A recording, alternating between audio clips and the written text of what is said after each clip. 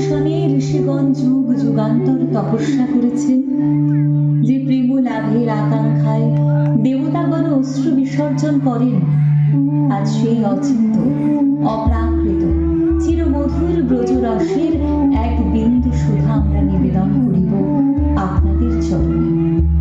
এ লীলা জড়নয়নের বিষয় নহে, এ লীলা হৃদয়ের। এ প্রেম দেহের নহে, এ প্রেম আত্মার। গৌরমণ্ডল হতে বৃন্দাবন পর্যন্ত আজ ধ্বনিত হোক দিব্য নাম।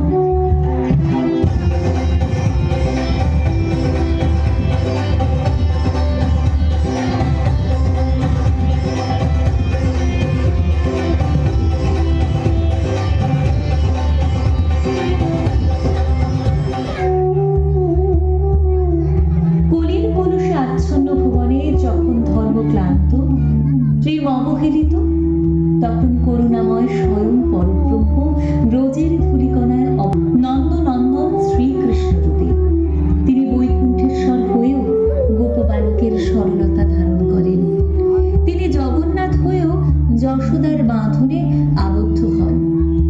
আহা, ব্রজবাসীর কি সৌভাগ্য, যাহার চরণ কমলে লক্ষ্মী দেবী অনন্তকাল সেবা করেন। আজ সেই চরণধূলি গোকুলের পথে পথে, আজ ব্রজের প্রতিটি প্রাণে এক উল্লাস। এসো হে প্রাণ গোবিন্দ, এসো হে দীনবন্ধু।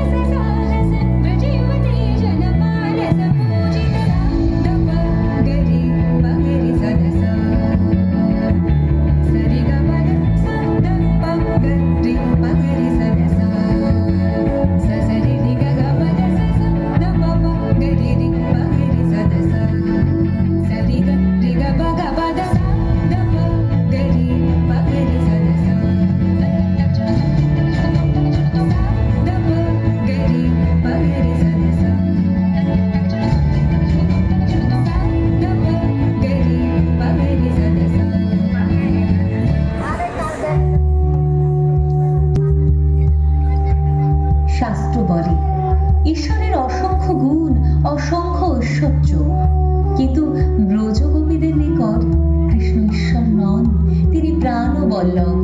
তাহার অধর মধুর, বদন মধুর, হাস্য মধুর, চরণ মধুর। তাহার বিনু রবে যমুনা উজান বয়, গোবর্ধন শিহরিত হয়। বৃন্দাবনের লতা গুল্ম গ্রীমা দেশে নত হয়ে পড়ে। আহা শ্যাম, তোমার যোগীগণ জন্ম জন্মান্তর ধ্যান করেন। আর ব্রজবধূরা সেই মাধুর্যের মাঝে প্রতিক্ষণে নিমগ্ন।